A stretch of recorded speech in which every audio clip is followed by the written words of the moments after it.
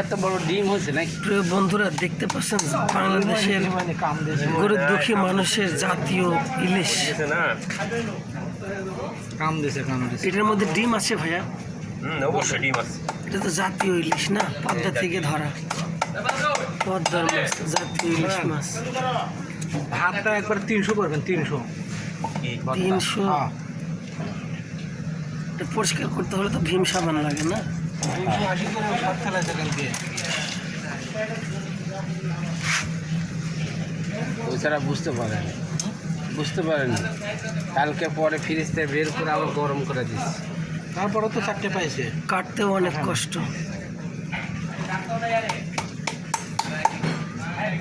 এটা ভীম সাবান মাজন দিয়ে পরিষ্কার না করলে তো পরিষ্কার হয় না। ওই হঠাৎ যদি কোনো সময় লাগে মানে এটা তো মাথাটা